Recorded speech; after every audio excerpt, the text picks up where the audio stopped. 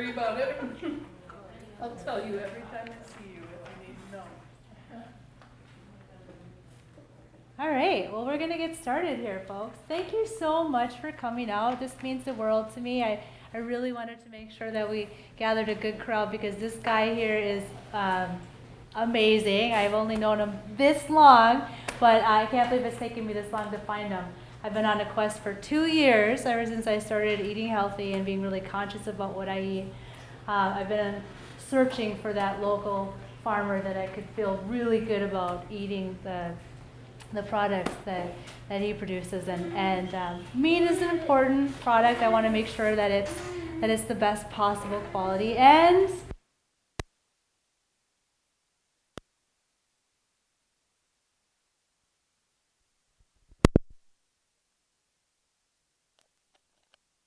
share him with you.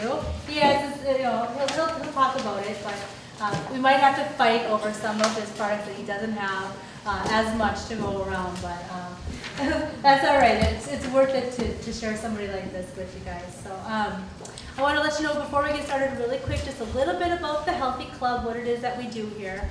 It's the purpose of the Healthy Club. We meet weekly. We're moving to Tuesdays now to make it easier for people because Friday was just a really tough day.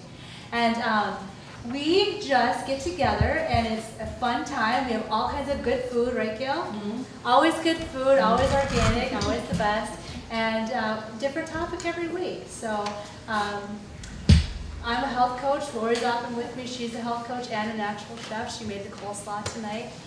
So we are here to answer questions, give guidance and direction, and stimulate conversations about healthy topics. So that's what we do. We hope that you would come and check us out on Tuesdays. It's only $10. So that's a little bit about us. And I will hand it over to Jack, but I want to tell you that he's got eggs for sale, and he'll tell you about eggs. They're fabulous. They're phenomenal. How much are they? $5. $5. So just put the money in the jar, right? Yeah. Yeah. So get some eggs. They're really good. Okay, guys. Here he is, Jack McCann. Thanks.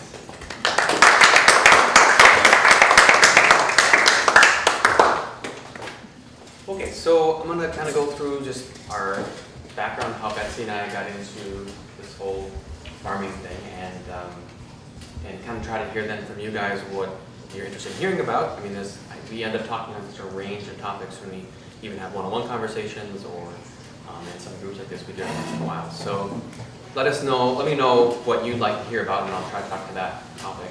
And then I'll talk about some health things, I guess, related to this evening, I guess, and that's kind of the focus. But we'll plan.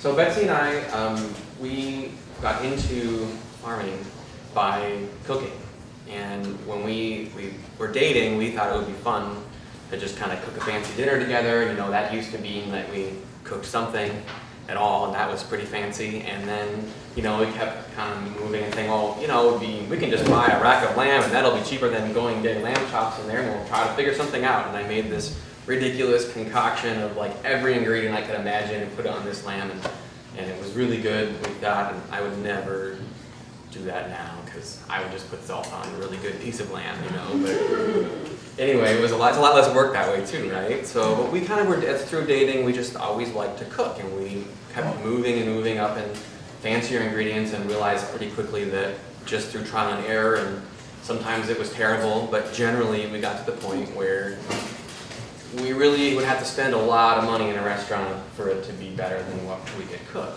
And we found that the reason for that really wasn't that we were the best cooks in the world, it was because we were trying to find the best ingredients. And most of the restaurants are going to use the cheapest ingredients and put a whole lot of butter and salt on it to make it taste good. Which I do too, but it's better butter than what they have. So it's even better then. So, but we found that when we were looking for things, a little more research, that we couldn't, every chicken we had ever had was a Cornish cross chicken. Like, even though we bought some from local farmers, it was still a Cornish cross chicken, and maybe nobody has any idea what I'm talking about with that, but they have these chickens that they grow really, really fast, and they don't waste energy and food and stuff on building bones or livers or organs, because you don't sell those things really for any profit. So we made these hybrids that in 6 weeks you have a big, huge chicken. It grows really fast and it doesn't eat hardly any food, like 2.5 pounds of grain per pound of chicken that comes out of it. So like it's super duper cheap, but it has no time to live or develop flavors or taste any good. And people that raise them out on pasture, like Joe Salatin will do in the Omnivores Dilemma book, they just sit there on the grass, which is nicer than sitting on a wire cage maybe, but they just sit on the grass, and then when you move the cages, they kind of get run over by the cages, and it was really depressing when we went to visit these farms, and we're like, this doesn't look like good eats, and it was the best chicken we had ever had. I mean, by far, it was way better than the stuff in the store. And I said, there's just got to be somebody that's going to do a better job. And we couldn't find anyone who would raise a slow growth chicken that was organic fed. Anyone. Like, I mean, some people would grow these slower growth. Instead of being 6 weeks, maybe it would be 9 weeks or something. But really, chickens don't develop any flavor until they're 10 weeks old, at least.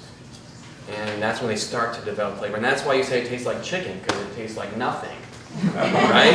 And it turns out chicken actually tastes like chicken, but you didn't know what chicken tasted like until you have other kinds of chicken. It's very confusing. But so we decided, well, mostly I decided through my obsessive compulsive tendencies that I would just make my own chickens, because nobody else was going to do any good job for this. And mostly it was because I was uncomfortable asking uncomfortable questions of people. I didn't like to go to the farmer's market and say, here's my list of 800 things that I've researched. I don't really know what I'm talking about because I'm just some Joe consumer guy, but I'm going to give you the Inquisition before I buy your $10 chicken. And it was just, I don't know, I was just kind of a wimp. So I decided to just drag my wife out in the country and make my own chickens. And so we raised 3 different breeds of slow growth chickens. And I think it took me, I don't know, 4 weeks worth of labor trying to find someone at the time that would sell me organic chicken feed. Like, maybe I just was kind of an idiot, but like there's really nobody out there that sells organic chicken feed. Like it just doesn't exist. It's a little more common now. There's a couple of people that you can, like if you have chickens in your backyard now, you can get people that will deliver you organic chicken feed, but yeah. So from a operational standpoint, like it was really difficult to even get the organic product. So I understood why nobody was using it as a small farmer, because it was just logistically impossible for us to find it. And I was pretty obsessive and compulsive about it. So, I mean, eventually I did find someone. It wasn't even certified organic, but now all of our stuff, we have almost everything is certified organic. We make our own feed. So anyway, I'm randomly talking about, we made these chickens, and we had 3 different kinds of chickens. And one of them was like a 12-week chicken, and one was like 14 weeks. I think one was like 16 weeks. So they were all different things. And we raised them up, and we had taste tests, and we used to have free time. We would have taste tests, and like for fun with different kinds of things. But we would process them, and then we had the thighs of 3 different kinds, and then we'd eat those. And it was really different. There was one where we were like, that thigh was terrible. And then the other one was really good, and then we had the breasts of the different ones and all the different, it was just like a couple meals in a row, we had like each. And it was really surprising. You could tell a dramatic difference between these chickens that all lived in their same little cage on the green grass and moved around. Their neighbors just still think we're nuts, right?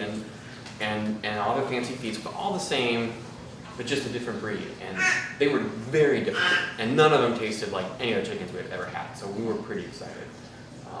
So we started trying to sell chickens, and I said out to all my family members, hey, these are the best chickens in the world. And they were like, chicken tastes like chicken. We don't want to pay, at the time we were $4 a pound. You're not going to pay $4 a pound for your chicken. You get it for $2 a pound in cup.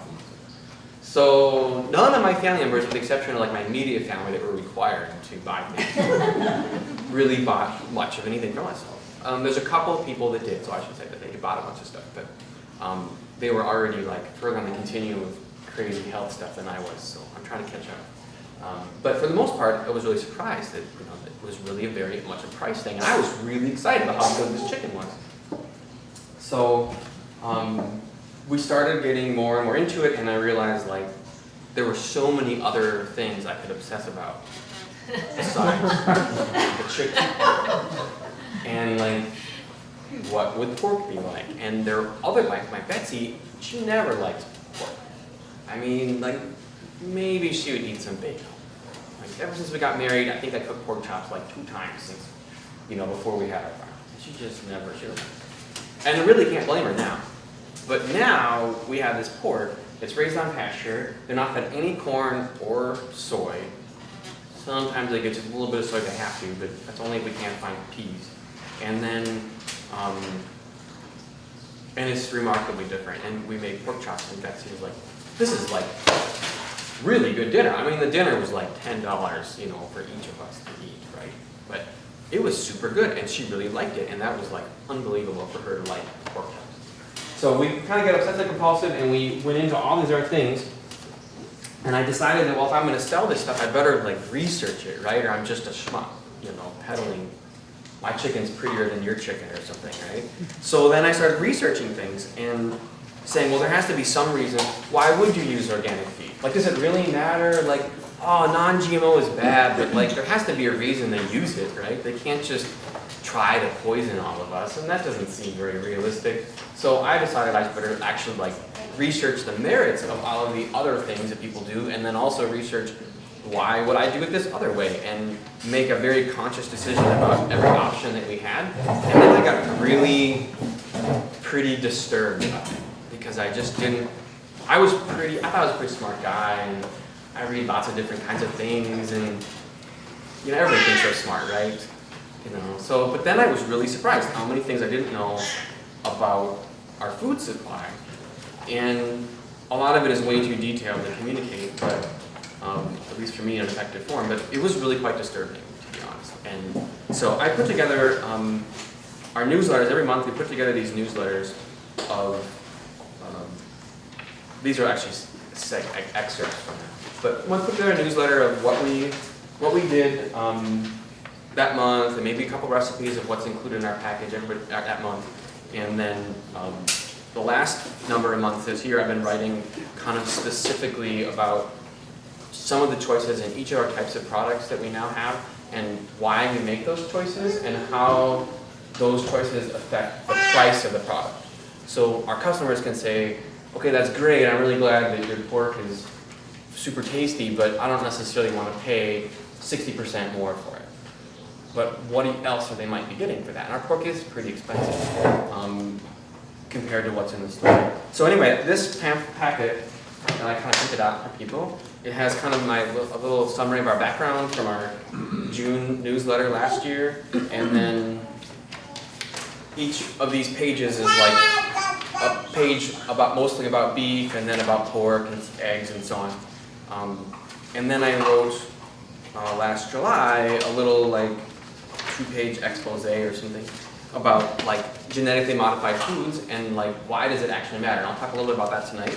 So there's 2 pages on that, and then I wrote kind of a page of some resources, of just some books that I think would be worth reading if you haven't read them. And then on the back I made a list of, since you can't click on the hyperlinks on the right, it's hard. So then I put the URLs you can go to instead. So you can pass these around. Oh, and then if you are interested, you can sign up for our newsletter, and we'll send out monthly for your amusement. Sometimes it's kind of funny. Usually it's kind of half and half. So what we do now, how this thing unintentionally turned into was a, there's more of these. What we do now is we have a monthly delivery of meat and eggs throughout the metro area, and people can kind of subscribe for if they want however much product they want. So what's their budget? They want to spend $50 a month or $400 a month, and do they want to spend get a better value? Like maybe they don't want porterhouses; they'd rather have sirloin as their fancy cut every so often.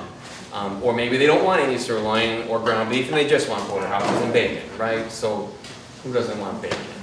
So anyway, but there's kind of people can self-select for the value of the cut they're getting, and then but most people pick the one where they get an equal share of all the items. What we do is the people on the either end, we just kind of, okay, you get the, you know, it's like a shell game between those two groups.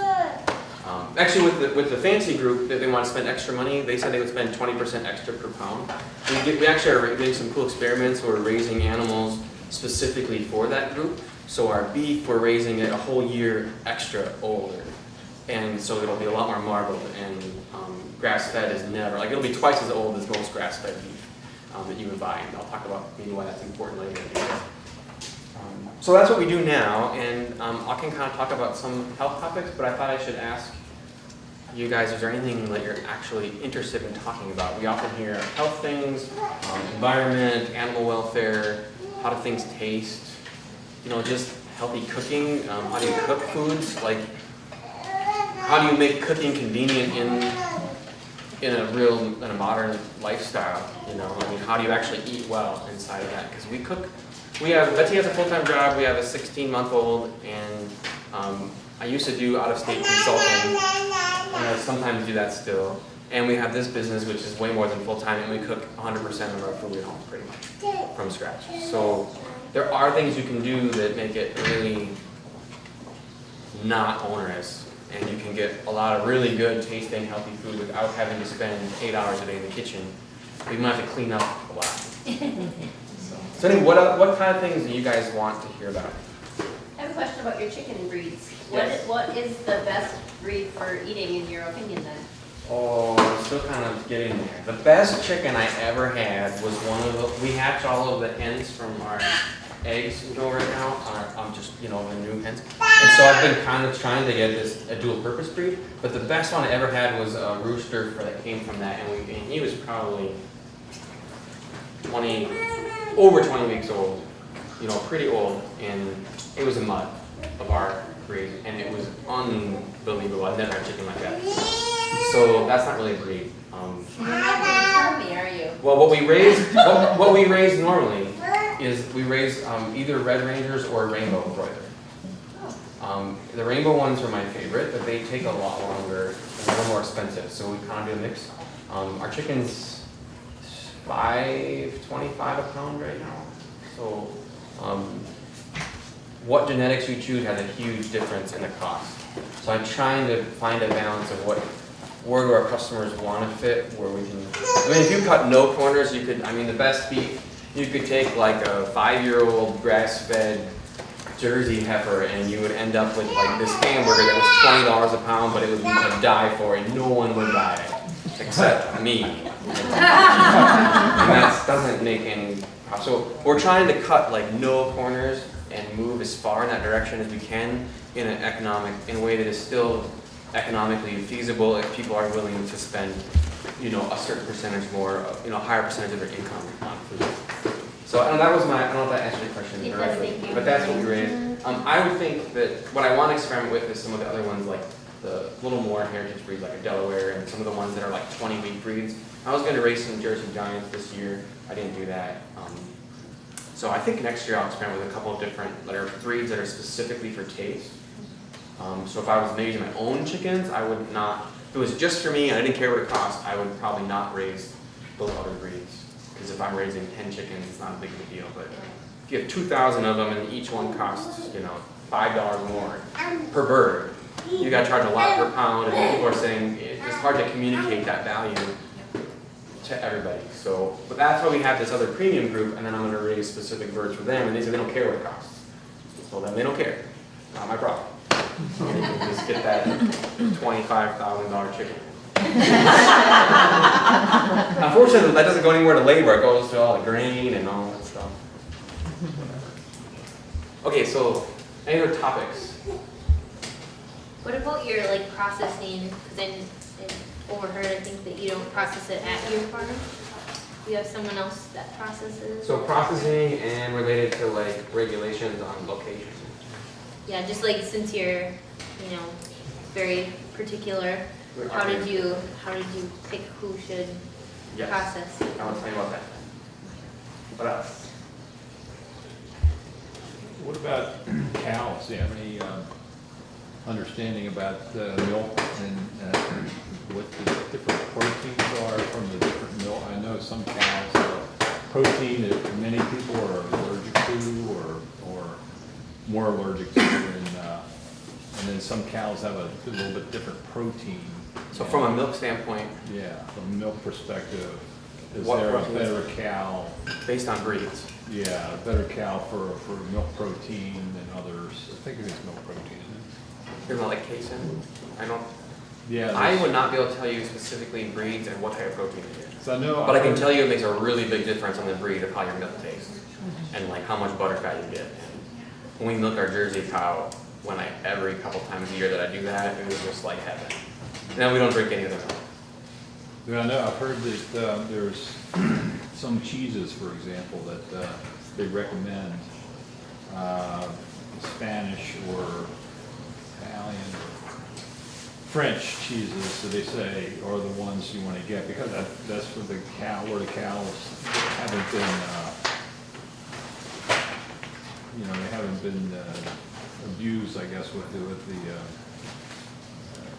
different herds that in America, they have this more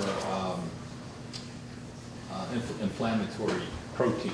I can talk about that generally, but not specifically. I'll do that. When I talk about genetics.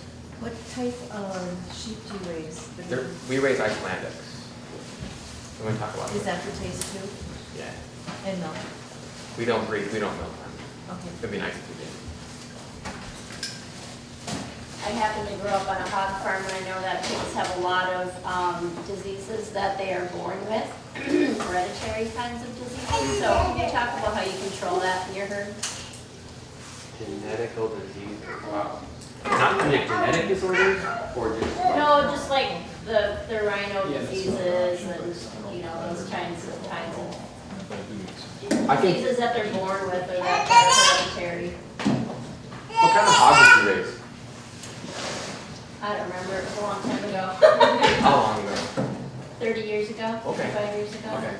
So it was more of a free range hog situation at that time, but we did apply, vaccinations for those kinds of diseases. Otherwise, they'd end up with crooked noses and things based on their heredity.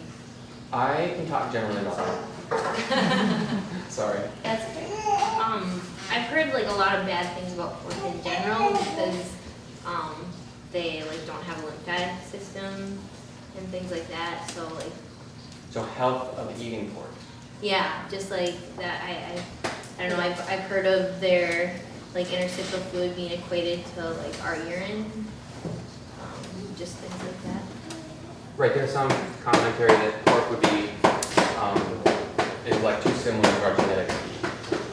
Right, it would be Well, more like their body, their like tissues and stuff don't clean themselves well. That they're just kind of everything inside them swimming in their own urine kind of thing. That's really appetizing thing. I will try to talk, probably not that specific. I'm a nurse, so I apologize that I don't have a filter. So They do Right. have kidneys. yes, that's a plus. Well, you could talk about maybe the negative health effects of feeding cattle grain. Yes. I will do that in pasture. And what about goats? Goats are like sheep, right? I don't have any goats. I heard they're really annoying. My sheep are super annoying too. So that's all I know about goats.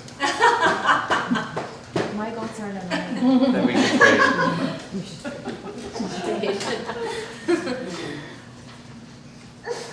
Okay. I will talk. We'll have some time to ask questions at the end. So, in general, when we think about health, like I described with Betsy and I, when we first were cooking, and it was like, wow, I had some chicken breast and I fried in olive oil, and then I made some like potatoes or something and ate them, and that was like a really fancy meal, right? And actually, right now, that's kind of a really fancy meal because we're so busy. But like there's a continuum of what is healthy, and at the time when we started getting into this stuff, we didn't eat everything that was organic. I was like, well, I read that these are the dozen dirty fruits, and so make sure if you have strawberries, you should have those organic because they have more pesticides than a banana would because you take a peel off or something like that. And I came to realize, like, for me, that continuum, I need to move way over in that continuum, and it was almost philosophical in nature, not necessarily always health related, but as I learned more about the environmental damage and like the damage to the world itself and all these other things, then we decided we need to move forward in that continuum. But it isn't that one place on that continuum is good or bad or otherwise. I think what's more important is the momentum that you're taking at that time, right? So you're not, I mean, what we're doing isn't necessarily right. And when I look back, when I was in 7th grade, I remember thinking, when I was in 6th grade, I was just so dumb. And I am never going to be that dumb again. And then in 8th grade, I was sure I was never going to be as dumb as I was in 7th grade. And I think then I came to realize that's just life, right? Like, the more you can learn about things and accept that what you didn't used to know, you didn't used to know, but now you know, then the better. And if you can, mainly if your only goal is to just increase your body of knowledge and then decide consciously how to act upon that, then that's where we go. So I might get wrapped around the axle around really super nitpicky things sometimes, but that doesn't mean that it has to be that way for everything, right? I mean, where do you want to fall? What's your choice in life? I think it's important just that we make a choice. So that's my lecture on continuum. But what we decided to do was, as far as we could move, for our production standpoint, over to that perfectionist continuum where it's still viable as a business entity at the current state, then that's where we wanted to move to. And we wanted to educate people, our client base primarily, so that we could keep moving further in that direction. And a big part of that is teaching people how to cook. So we try to teach people how to cook. It's kind of our deal. So we raise all of our animals on pasture, and that is important because the general idea, so it kind of sort of answers generally these questions, like, I don't worry too much about specific diseases because our animals generally don't get sick or have any problems. You know, our cows got pink eye last year, so I had to give them some antibiotics or they would have died, or been blind, right? But otherwise, they're not going to get anything. And I was pretty pissed about that, but they did. So, but in general, our animals, we try to manage the animals so they're as healthy as they can possibly be. These were the cows that had the babies. They weren't actually the babies that you eat. But in general, we wanted we want the animals to be raised in the most ideal state for their species. And we manage the environment to try to provide them the optimal life they can have. And then in general, they don't get sick. And they don't die. And like if we do that to ourselves, we actually wouldn't get sick either. You know, but I still like to eat chocolate and sugar and, you know, processed flour sometimes in my cookies. And then I'll probably die sometime. Because I did that. Otherwise I would have lived forever. So, you know, right? But with the animals, you know, if we make them really healthy and we give them the best life that we can, then they're going to have the healthiest meat for us to eat. And we're not going to have to treat them with any sort of weird drug, you know, in general. It's extremely uncommon that any of the animals have to get treated for anything at all. So they're all raised on pasture, and the reason that's important is that's animals like chickens didn't evolve to live on wire cages or hogs on concrete floors, right? That's just, they would have nothing to eat on a concrete floor in nature. So they live on pasture, and there are some serious health effects to that. With hogs, one of the things that makes them really healthy for us is because they are like us, they store vitamin D in their fat. And hi. I didn't mean to scare you. I was just saying hi because it was a joke. Sorry about that. But they store vitamin D in their fat, and it's just what we do. And so if they live in a concrete building, they don't have any vitamin D because there's no sunlight to convert it into vitamin D. And so if you eat hogs from a concrete building, then you are pretty much guaranteed to be deficient in vitamin D unless you sit outside all day in the winter with all your clothes on. So, and that might work in Florida, but not here. So there are all kinds of aspects of them living in a natural environment that makes them healthy and then makes us healthy.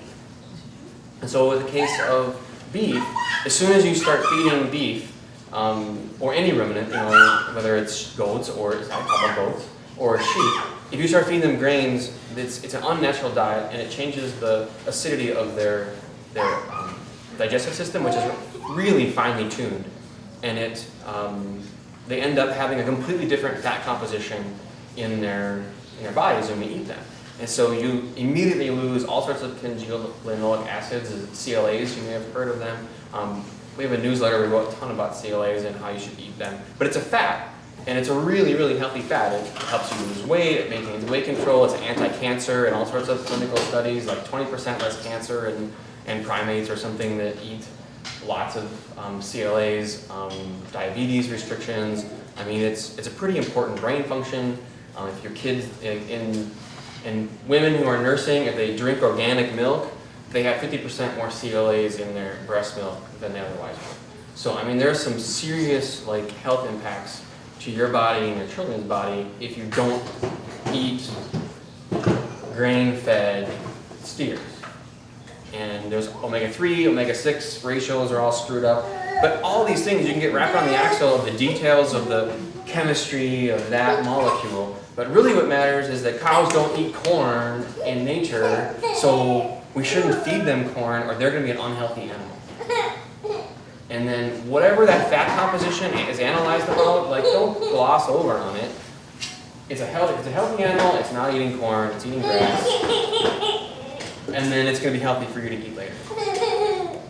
But when you think of grass-fed cows, most of the grass-fed cows you're going to get, especially going forward, beef, is feedlot grass-fed. And they don't feed it grass, they feed it, sometimes, all the cows get hay. So I mean, all cows are grass-fed because they have to eat hay or they would die. You can't just feed them corn.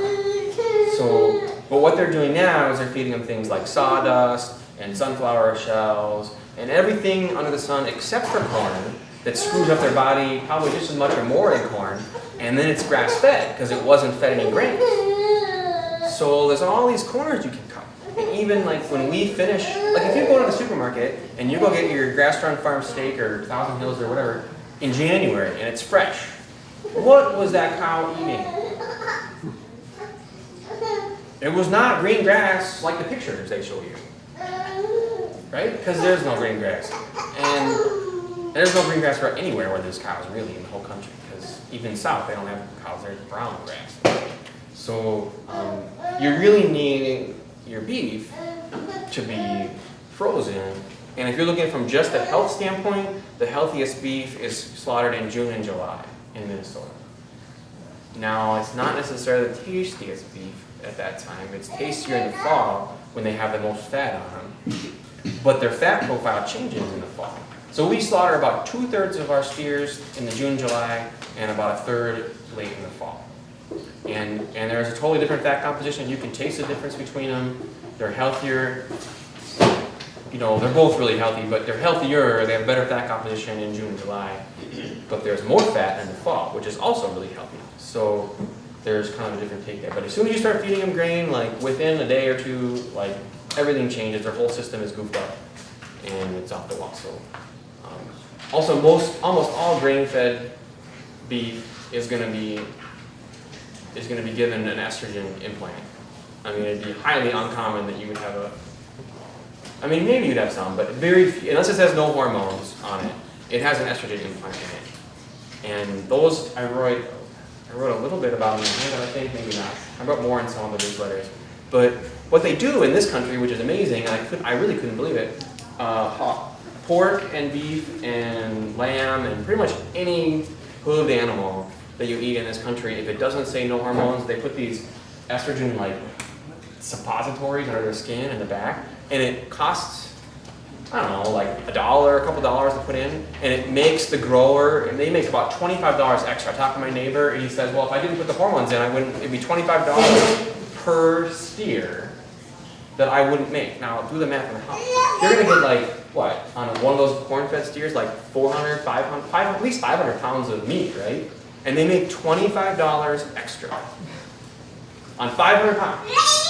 So that's how much money that it saves you per pound, whatever that is, 3 cents a pound, I don't know, you do the math. Nothing, right? It's hardly any money. But the grower says, Well, I only make $50 per steer because Walmart makes the rest of the money. And if I make $25 extra, then that's $75 and I make 50% more money. So for them, it's a lot of money. For you as a consumer, it's not even noticeable. I'm sorry to interrupt.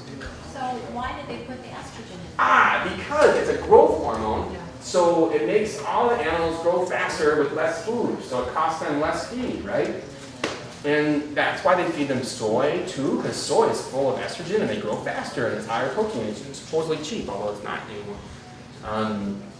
So it grows faster. They have to feed it less corn. And they make $25 extra in the combination of a larger animal and less input costs. But the estrogen stays in the meat because under the Bush administration, it used to be you guys go back and do the work to take those suppositories out before you slaughter them so many times. But the Bush administration said that is too much work for people to do. Just leave those suppositories in there and then it'll be fine. So it's legal in this country to have estrogen in the meat that you eat that's a growth hormone and highly cancerous and like all sorts of things. No problem. Don't label that. Just no problem. And so, but that's okay because the guy makes $25, right? That's good. I know. So you find these things out and it's just like, this is like, I mean, I'm pretty OCD on this stuff, right? And so, I'm worried about whether or not they're finished June 25th or July 5th, right? Like this is a totally different scale. So I found these kind of things out and it was just really disturbing. So that all kind of ties into just treat the animal right, it'll be good, and then we won't all get estrogen cancer and die. But you look at one of the things, there's like 3-year-olds that start early puberty now from all this estrogen. So estrogen is a really big deal.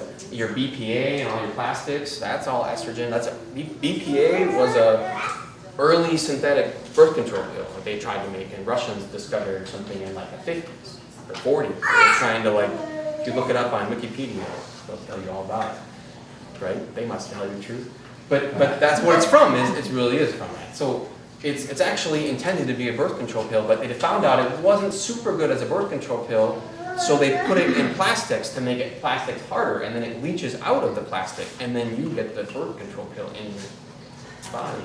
And that's why all these little kid things now are BPA free. But what they do now is they, instead of putting BPA in, they put BPS in, because they can label it BPA free, but it's almost exactly the same chemical, just different. So it's really depressing that they do this. And what I found is the biggest block, like to respond to all these things, and people to like learn and absorb that this is real life, is that people don't want to believe that someone else would put something in their food that poisons them. Right? Because that's pretty awful, right? But I found I don't think people do that. People don't think, oh, well, I put this estrogen thing in my steer and I'm poisoning my neighbor. They don't think anything's wrong with that. They've been told it's perfectly safe. The government told them it was safe. The pharmaceutical companies that made the estrogen told them it was safe. And they don't think they're poisoning anybody. So nobody's trying to run around and kill their neighbors and give them cancer or something. Like, it's just that people don't know any different. And so it isn't this big, there's probably only a few people that are this big conspiracy trying to poison everybody. No, really, I think they're just doing what they think is the right thing. They're just misinformed. And Well, the bottom line. well, and how do you make money? There's the bottom line. Yeah. I mean, in the end, it's all about that money. And I'll give you an example. I have a friend of mine, this is where it really blew my mind. I got a friend of mine, they just quit their job actually, but a couple both work at a chemical, they're both chemical engineers, I think they're both chemical engineers, and they both work at a food manufacturing company that makes like the lids for Yoplait yogurt and like the bags for chips and all those things, right? They make all this stuff. And they had a customer that came to them and insisted what they wanted. Well, you know when you take a shower and you have those curtains, those plastic curtains you buy them at Target, they smell really funny? And they never, well, until they're really old, they never get like mildew on them, and the rest of your shower is all full of whatever because you never clean it because you're too busy with your 15-month-old and cooking all your food. But you know what I mean? Like the curtains never got anything growing on it. Like it's this like radioactive, sterile environment for the most part. Maybe a little fold up, but the reason is because they spray these really potent fungicides all over the curtain, and then after you you know, maybe wash it a couple of times, eventually it wears off, and then you gotta buy a new one, right? But the reason it stays relatively clean and not super mildewy and gross is because there's super toxic stuff all over it. If you ate it, that would just be bad. So don't eat any shower. Anybody that's thinking, no, don't eat shower curtains.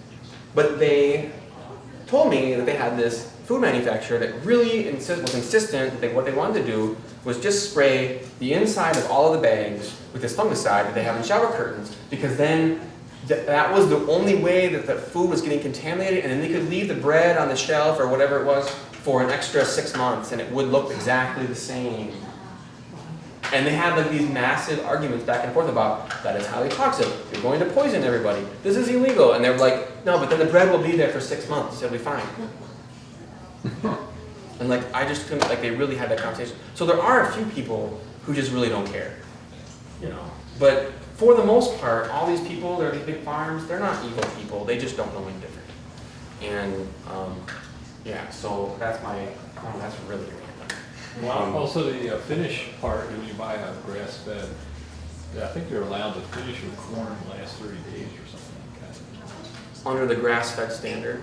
I mean, if it just says grass-fed, it doesn't mean anything, because everything eats grass. If it says 100% grass-fed, I'm not sure they're allowed to do that. But they usually, most of the grass-fed beef, the other thing about grass-fed beef is when you give them the estrogen shot or whatever, the beef grows faster, so you can bring it to market sooner. So instead of having an 18-month-old animal, you might have a 14-month-old animal that's full weight. So you save all that labor of those 2 months, and you save all the capital costs of the buildings that they're in for 2 months too. So it isn't just a feed cost. But what they do with the most grass-fed beef is feedlotted, and they do the same thing, and they try to finish it as fast as they can. Like the goal is faster, cheaper, cheaper, faster.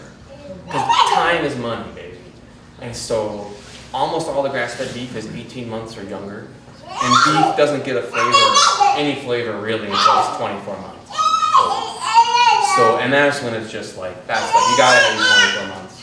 Or it doesn't even taste like anything. It doesn't have any fat on it to have all the healthy fats. Like if the beef is only 18 months old and you look at that ribeye and it's all red, and you're buying grass-fed beef so that it has lots of omega-3s and can yield linoleic acids, but there's no fat on it.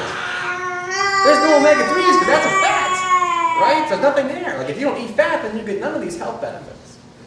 So, and yeah, so the age of it, and that's not really grain, but a lot of the stuff that's grass-fed or whatever, they're all feedlotted as quick as they can.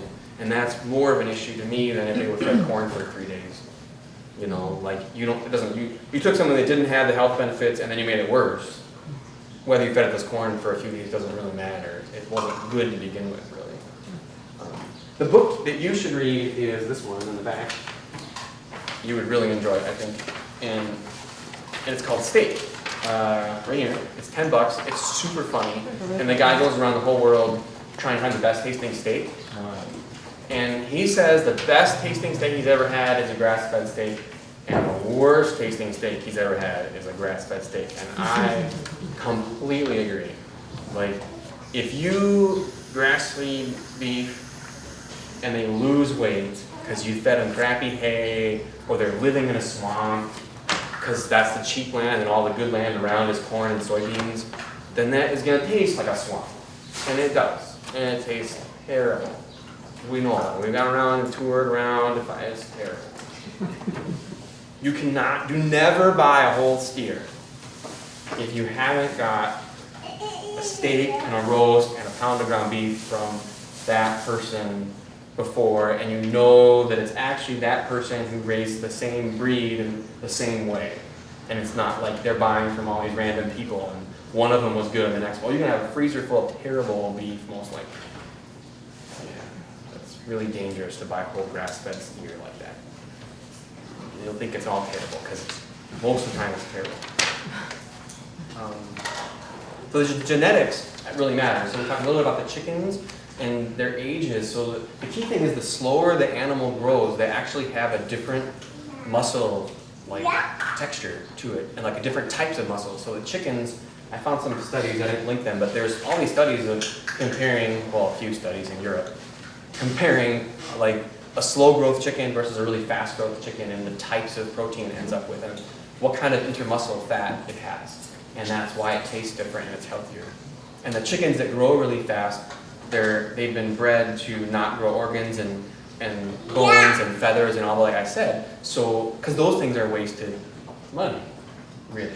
But if you look at their livers, when you see them, like they're pasty, like pink and just sickly looking. But our chicken livers usually look almost like beef livers. They're dark red and they're super good. I know that that's not appetizing to most people, but like they're really good livers.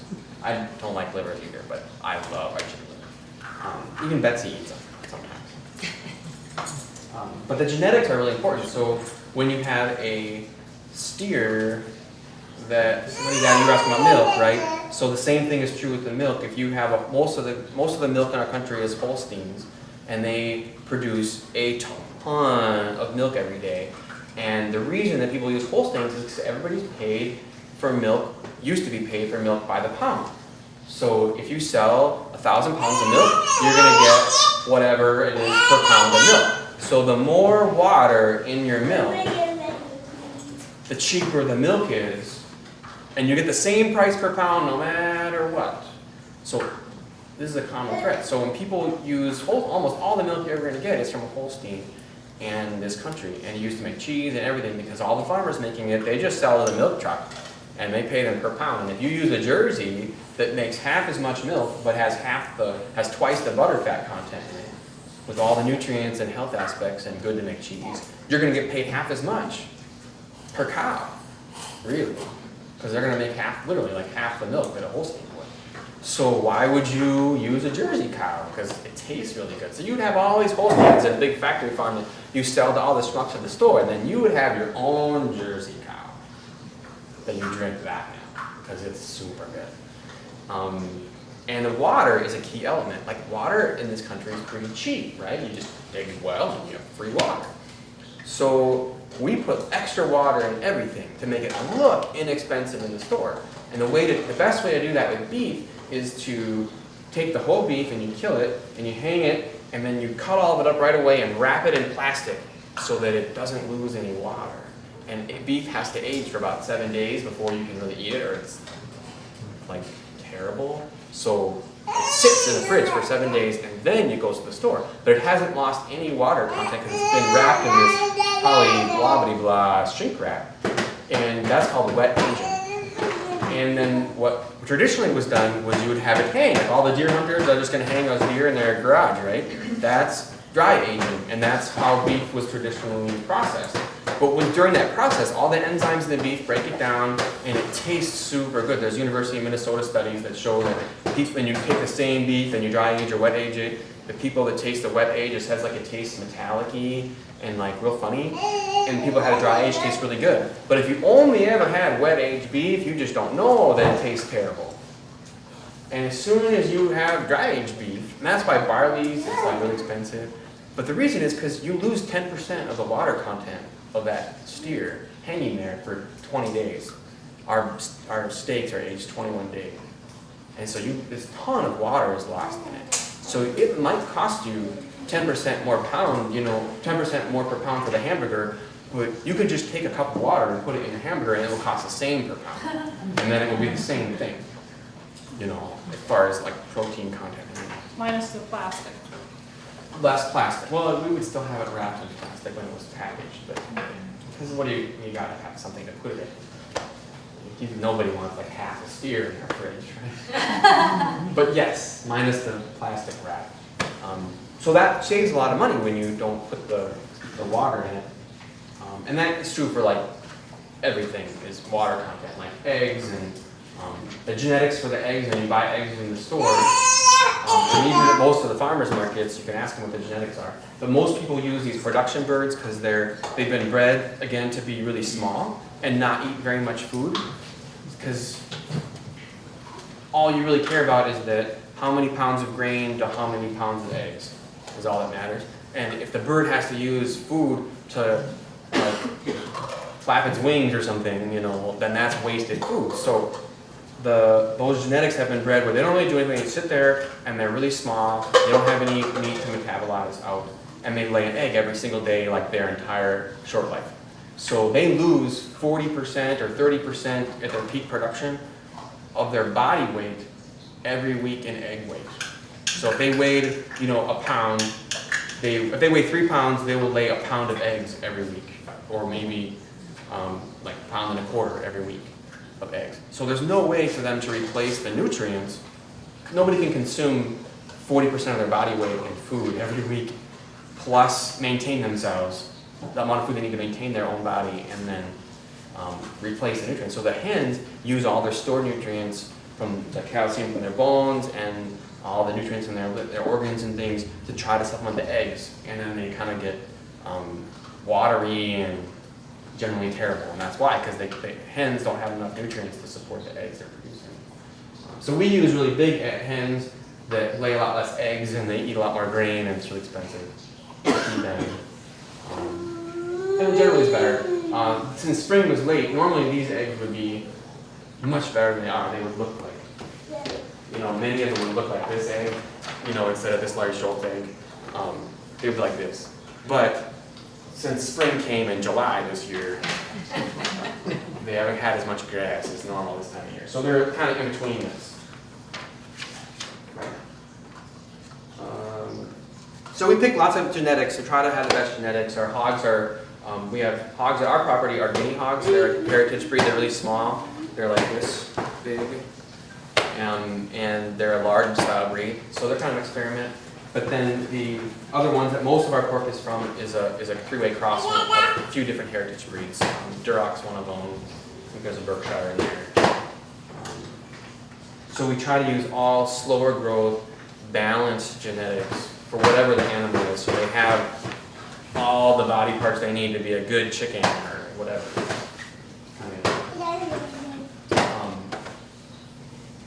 How am I doing time? I just keep talking about random. Am I doing okay? About Yes, what do you want to hear yes. about? Very good. Very good. I just kind of end up going on loops. So. We have about 15 minutes and then some final Q&A. Okay. So genetically modified grains. So one of the things I found out about why we never used them ever before, but I wanted to know why I was paying $15 for my corn when I could buy other corn for $4. And so we did a little research, and I wrote one of the sections here. This is kind of all the bad stuff, like what I wrote about. And our next newsletter, I wrote kind of like, why do people do it? Like there has to be some reason, right? So I can talk a little bit to that maybe. But what I thought was really interesting here is that there's the reason that genetic modified stuff is done mostly, almost, if you raise a per acre, an organic field of corn, and you have a proper rotation, you're not just corn and soy, you're going to, on average, over like 30 years, you're going to raise like 10% more corn per acre than the stuff you guys see in dry ground. So, and when you do, there's a new study that was just out by the USDA, not some Mother Earth News study, but like the USDA just had a study out that showed that the more you genetically modify corn, the lower your yield per acre. So the only exception to that, where you actually improved your yield per acre from all in conventional systems, none of this was like comparing conventional to organic, but in a conventional system where you're still spraying and everything, if you put in the Bt toxin that kills the insects when they eat it, that one increased your yield like 6%. Okay, so I'll talk about that. But all the other modifications, the Roundup modification, all the other things they do, like some of them have 3 different genetic modifications in one plant. One seed will have 3 genetic modifications in it. It's real fancy and called triple stacked, and that's like the fancy things. Those all had like 15% lower yield, because they had all these problems with it, which is really kind of interesting, right? Yeah. But this Bt toxin thing actually does make more corn. And how it works is in an organic system, there's this bacteria. I'm going to call it Bt because Beryllium something, long name that I don't know, I'm dyslexic. So it has a long name, it's a bacteria, and the abbreviations are BT. And it naturally produces this toxin that is an insecticide. It's a protein. And it has historically been used in organic productions. They would spray it on the field. Like before they had genetically modified crops, you just spray it on the field. The insects, if they touch up against it and eat it and they consume it at all, then they would all die. And it's certified. You can use it in a certified organic field because when you spray it on top, it doesn't go into the food at all. It's naturally occurring from a bacteria, and it dies. It decays from the sun almost right away. It rains off, and you don't actually eat it. But when they genetically modify it, the way that it works is they insert the gene from the bacteria that makes that toxin into the corn or soy or whatever, alfalfa now. So if it's grass-fed beef, it can be also GMO, which you used to think it could not be GMO, which is not true. So you have to have non-GMO grass-fed beef, or it'll have this toxin in it. But what happens is the toxin now is expressed in the plant. So the seeds of the corn now, or the roots of the corn now have, every cell has this BT toxin in it, and when the insects eat it, they die. And so obsessive compulsive Jack says, well, how do they die? Is it really bad? I mean, I'm not an insect, I'm not necessarily going to die when I eat it. And so the way that they die is that it's like this shrapnel, and it goes into their intestinal system, which is alkaline, like a high pH, right? So it's like pH of 7.5 or 8, and insects have a high, and we have an acidic stomach, right? So ours is whatever, pH of 6. And so when an insect eats it, like unravels this protein, and then it's like this shrapnel. It goes through their intestines, and it creates all this inflammation, and they die from the inflammation in their gut. So that doesn't happen to us in our gut because that bacteria, when it's exposed to an acidic environment like our gut, it doesn't unravel. So Monsanto says this is really safe. Cargill, this is really safe because see, it kills the alkaline things. And I said, wow, that's really interesting. And then I did some more research, and I found this study that's linked in here in the back somewhere that says that 93% of British babies in utero have this BT toxin in their blood. So, and that Monsanto says this is no reason to test this because it's actually going to be destroyed when you feed it to a pig in an acidic environment. That protein gets destroyed and denatured, and it's no longer in the pig. It doesn't even get in the meat. You never actually eat it. And even if you did, it would just get destroyed in your gut, and it would never go into like your blood. Well, it turns out it goes through the blood-brain barrier and the placenta, and the placenta barrier, and then your blood-brain barrier, and everything. It goes everywhere. And it turns out your blood is also alkaline. So it doesn't unravel in your gut, but in your blood, it's all unraveled and doing God knows what, because nobody tests that.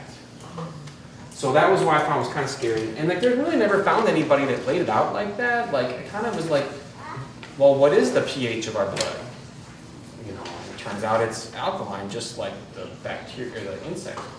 So they put that in all the food, and it goes through everything. It never gets destroyed, and it just, who knows what it does to you? But I don't want to eat it, so I don't. And everything is genetically modified, like zucchini and chocolate, and too many things are. What's that? Not preconception, not this. Not this chocolate. But if it's, you know, it has to be organic chocolate, or it's probably, or it's starting to be, you know, genetically modified. Dyes. The other thing I talked about in here that was really kind of super gross. I should talk about things that aren't gross. You can read the gross thing about dyes in here, in the eggs. But everything has food coloring in it. In like ground beef, because they treat it, and it ends up being like gray instead of red. They put red food coloring back in it that's from a petrochemical, so it looks like ground beef again. And like sausages all have red food coloring, and it's gross. So you should read that. Farm salmon too. It is, like, I didn't know I was going to be a scientist. Fat. We raise everything to have as much natural fat on it as you can. Nobody does that, because fat is expensive. So, I mean, think about like a gram of fat has whatever, 9 calories. These help people know these things. And then a protein has like, what, 4? Is that right? I think so. Okay, yeah, see, or 6, I don't know. Some amount less than fat. Okay, so fat is like twice the calories as per unit of weight than protein would have. So if you keep that steer on pasture longer, so that it has a marbled state with all the healthy fats you want to eat, then per pound you had to give it twice as much grass in order, and plus all the maintenance time. You know, so it's really like 3 times as much grass once it gets to that age where it's starting to put fat on. So that fat is really expensive and super duper healthy for you. Same thing with chickens or hogs or whatever. I wrote some stuff in here about hogs. So basically, one of the things we do is we really try to get lots of healthy fats, and those are saturated fats, by the way, are healthy fats. That's a whole different topic. You should read these books on. Processing. So one of the loops we had to jump through. That was the word I was looking for. That was really a bad slip, right? Yeah. But we had to jump through a whole bunch of hoops in order to like have our products, right? So I came from regulated industry. I used to consult in power plants and refineries, and like they have lots of rules. They just don't do a good job with them, but they have lots of rules. And so I kind of came from the background, you always follow the rules. Someone asked if I canned all these eggs, and yeah, we do, because you have to, the state government says you have to look inside of every single egg that you sell in order to see if there's a defect. Nobody does that. But we do. We're suckers for following rules. So, most people have big, factories have big machines and they have lasers or something. And it does a fancy scientific thing and figures out if there's a defect. But we actually look at every one, and we don't get them all, but we try. And so with processing, we had to go through a lot of hoops, to make sure that we were following all the rules and what are all the rules. So we got a license with the state, our butcher's license, and all of the animals, pretty much, unless you get them from us at the farm, are processed at a state-inspected facility. And we consolidated everything really to this French Lake family butcher shop that's west of here, about half hour or so. And they're really into natural organic stuff. It's really small. When we bring our hogs there, that's the only thing they did all day. It's not like a giant factory of just 1 million animals. And they're all stunned and humanely processed and all of that. I like to do processing on our property when we can. So we do process some chickens at our house. We have like a processing day, and it's really for us and people that want to come out to that day. But I really enjoy that. I think it's really nice to connect with your food and where it comes from. I know that's like probably not appetizing either. But there is something to say, I know that when it comes in a shrink wrap thing in the store, the animal had to give its life so I could have this meal. And there is something nice about having that connection, and it isn't really as gross and scary as I thought it would be. I really was worried that I wouldn't be able to do that, but I really find it quite grounding now. And Betsy says thank you to every chicken, and it's super sweet. When you say stun, what do you mean that they stun it? There's different ways of doing it. So like the chickens have a electric stun knife that we're animal welfare approved for our eggs, and so they have these really super strict standards. If you ever see a product that actually is animal welfare approved, it probably doesn't have, they don't require organic grains, so it may not be organic, but their standards for all the different animals are really strict. And they're kind of like the obsessive compulsive group that split off of the Nyman Ranch group, because Nyman Ranch was watering everything down. And there's a subgroup inside there that said, no, we're going to be like really hardcore. And I was really impressed with their stuff. You can't buy it hardly anywhere because it's really hardcore. But they require the stun on the chickens when they're slaughtered. And then we can have, maybe anyone wants to know about specifics of that, then you can ask me later. But there's like a stun and then they're done. Or it's very quick. The health and eating order. So I know a lot of things, I have not researched what are all of the inflammatory reactions you could have with pork, but the difference, even just from a taste standpoint, the difference in the pork, the way we're raising it with a much more natural diet, outdoors and natural breeds, the taste is unbelievable. I would tell you, at least 90% of the customers who sign up for a subscription, that of those who request no pork say we don't like pork except for bacon.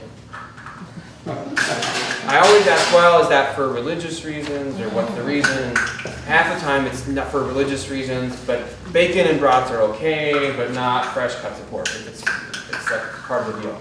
But, and I only have like one person who says, well, I'm Muslim or Jewish, so no pork.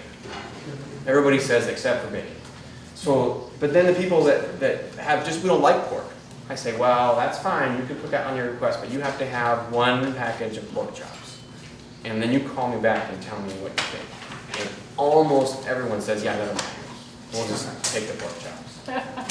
And so from a, I don't know about all the like, but the taste of that, like we are evolved to know what tastes good and what's good for our bodies. And all these food companies, they trick you and things, and put these weird chemicals in it to trigger those senses. But I really think like if everything is raised naturally and well, and it tastes really good and healthy for it, just tastes filling and like nourishing, it probably in important moderation is healthy. That was my guess. But I don't know all of the like theories. Yeah, I've just heard a lot of things. Yeah. Like there's reason that how many religions don't eat it because it's dirty and. Yeah. But And they can be dirty if they're not raised well. But like ours are always rotated on like, I mean I know they're, but like where they live I think makes a big difference. Like they're always on green grass, and when they eat that grass down before they start to try to dig for food, then they get moved to a new green grass, and they eat the grass down. And it's really different model than almost every other hog operation throughout history. But I do know I haven't looked into that. Okay, I will blab forever. I'll touch quickly on these books I've got here, and just say that I mostly talked about health, but there are some really serious environmental issues and reasons why we raise things the way we do. And we have a lot of customers who were vegetarians for environmental reasons, and then realized that that was terrible for the environment because they were eating row crop things like corn and soybeans that just dump all that soil into the rivers and destroy everything in our whole state. Whereas we really almost have no row crop grain inputs. Almost everything is a small grain, like a full field if it's a grain, like a wheat or something, that is really good for the soil in comparison to corn and soybeans. So we have a lot of customers that were vegetarians for environmental reasons and then buy our meat for environmental reasons because it actually rebuilds carbon. And I think there was a study that said like if we all ate, as a country, if we all ate pasture-raised grass-fed beef, not this feedlot grass-fed stuff, but pasture rotationally grazed beef like what we sell, instead of any sort of grain beef, we would sequester so much carbon in the soil that you were building up that you would basically put our country's greenhouse gas emissions to like pre-industrial revolution levels. It is like such a massive difference of the amount of environmental impact you would have, including all the methane they're going to put out the backside of my crack. Like it's just like way better for the environment. And the animals live a great life and have a bad day, and that's really good. Hopefully not too bad of a day, but I think it's really important that we respect where our food comes from. And so making sure that their welfare comes first and then we are rewarded with good quality food after is really important. So these are books that you should all read if you haven't. The first one is Nourishing Tradition book, talks about like traditional foods from around the world. The first 50 pages is a lot of really good information that if you're not cynical about modern healthcare, you'll probably think is nuts, and you'd be wrong. Some of the things she says in there is wrong. So that makes nobody's perfect all the time except for my wife. But she does get most things right, and it's really well researched. And there's the website, the Weston Price website, has a lot of really good information, which is the group she's from. The GAPS book, I would highly recommend. It talks a lot about mental health issues, because the doctor that wrote it has a child from autism, and she treated lots of kids with autism and cured lots of them.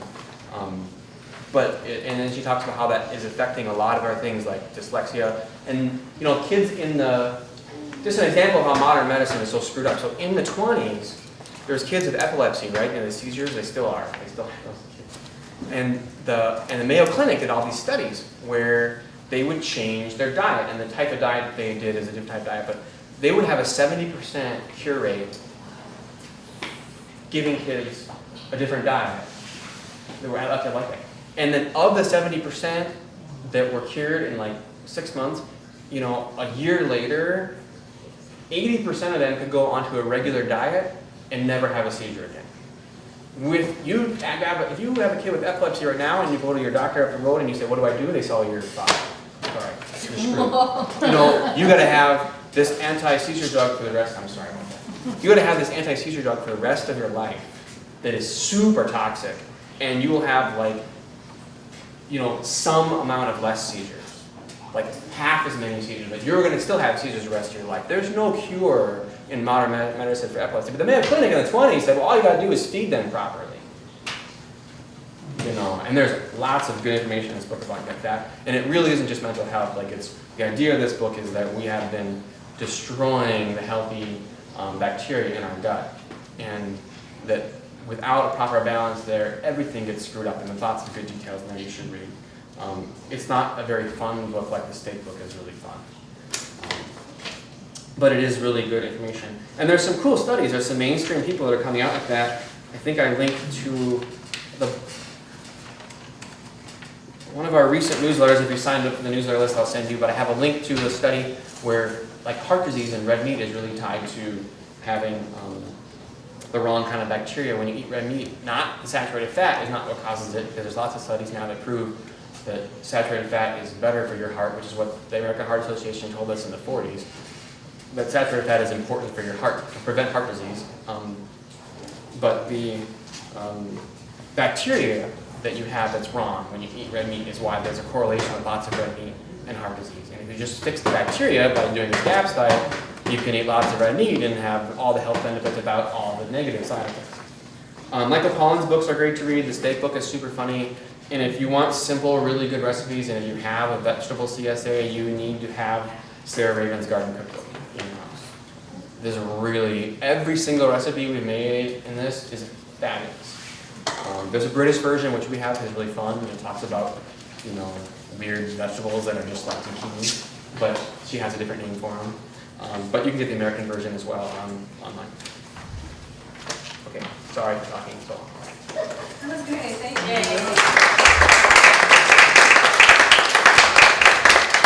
Anybody have any questions that you want me to answer, or do you just want to get out of here? You said there's harmful bacteria that correlates with the red meat, and I just heard a show of Dr. Oz talked about L-carnitine.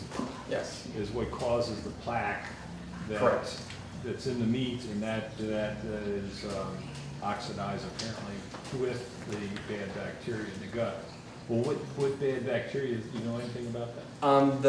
Whatever link I'll send you the newsletter, they do list like the actual specific like type of bacteria, and you can actually get like a sample of what bacteria is in your gut. But there is like a specific bacteria that is not natural in your gut that if you went on the GAPS diet, you would probably not have. And then if you maintained your gut properly, you would have a balance, and your other bacteria would keep that in check. I stopped taking L-carnitine after the show, but I had an impression that it had probably to do with bad bacteria in the gut. Yes. He didn't go into that. It's correct.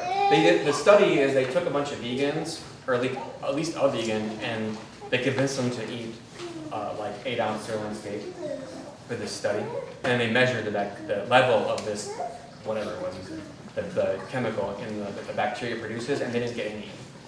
And regular meat eaters had like this huge spike of it, and it's from the bacteria that they've been feeding, and they have a screwed up gut from it. So in the study I reference in the art, doesn't talk about the GAPS book, but you put the two together and it's like, oh, well, of course you have screwed up problems and you have all these toxic bacteria creating things in your gut. So. If I plant my own garden, am I worried about GMO with that, or do you have to actually go look for GMO seeds, or what?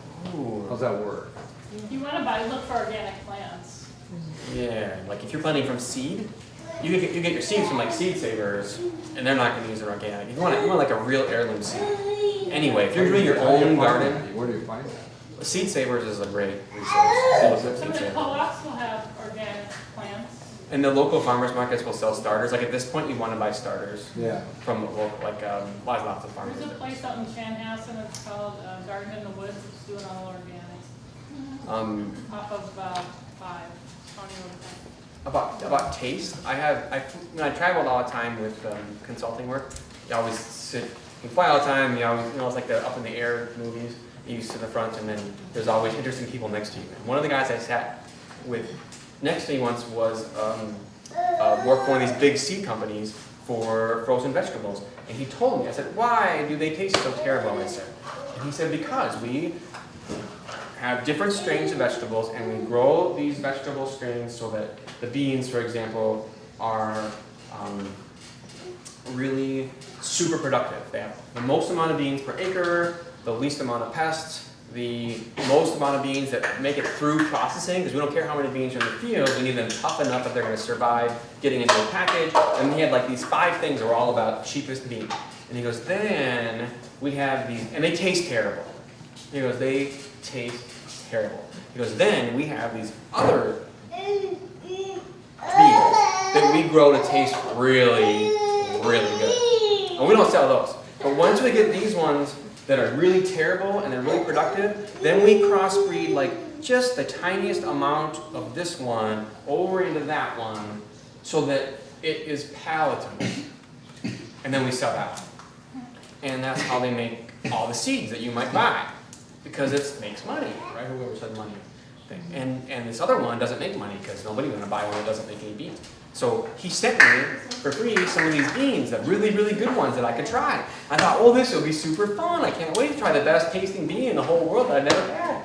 And then it came on this box with this giant yellow label with a big like cross skull thing on it, and was like, warning, pregnant women or anyone who ever may become pregnant, do not handle this box, and like blah blah blah, and never touch these seeds, and make sure you have masks on when you open the box, and like everything's super toxic. I didn't realize that's how all of the seeds are treated, so that when you plant them, they don't rot, and they have all these fungicides and like things in them so that every seed germinates perfectly, and they have these super toxic, really disturbing wax. So they're still in a box. I'm like, well, come over to my house and see them. And I thought, I just can't put that in my yard, so I don't know what they taste like. Oh. Anyway, that was really a tangent. Well, what's the name of that seed company again? Seed Savers? Seed Savers. That's online, I think. They're in Iowa, and they collect all sorts of heritage things, and then you can buy from them, but the idea of it is that if you're a member, then they publish a book, which now is online, thankfully, but it's like this big, of everyone in the country who saves heirloom, different varieties of heirloom seed, and then you send them like $2, and they send you a package of their seeds, and then you get like the seeds from whatever. And like if you look at the section of tomatoes, it's like that thick tomatoes of all different genetics that are not weird. Really good. There's a great movie that we watched here the other week called Back to Eden. And a gentleman in there talks about gardening, and he talked about how if it's really a good, organic, healthy plant, you're going to have bug chews in it. You're going to have holes in it, because a bug will actually want to eat that. And if it's a GMO plant, they don't want to touch it. They're not going to touch it. So when you go into the stores and you see the organic, is it really organic if it looks so nice and pretty and they're all the same size? There are lots of tricks. Yeah. I'm really surprised at all the tricks. I did not expect it. But it's not all depressing. There's really good stuff, and there's lots of people that do good things, and I think the stuff we're doing is the best, but there are people that aren't doing things the way that I would do them that are still doing a really good job, and wherever they want to be in that continuum and in their path, like, there really are a lot of people doing a lot of really good stuff. And it's really fun to see and taste and try. So, hopefully that wasn't too depressing. Well, thank you so much, Jeff. We really appreciate it. If people want to mingle and talk to them some more, feel free to do that. I'm also gonna show a preview of Food Incorporated in case anybody hasn't seen that. We're gonna watch that on Tuesday night here. We'll have leftover brats and good snacks for dinner and a movie night as well. If it's something you haven't seen, you really ought to see that. It really talks in depth more on what Jack was saying too.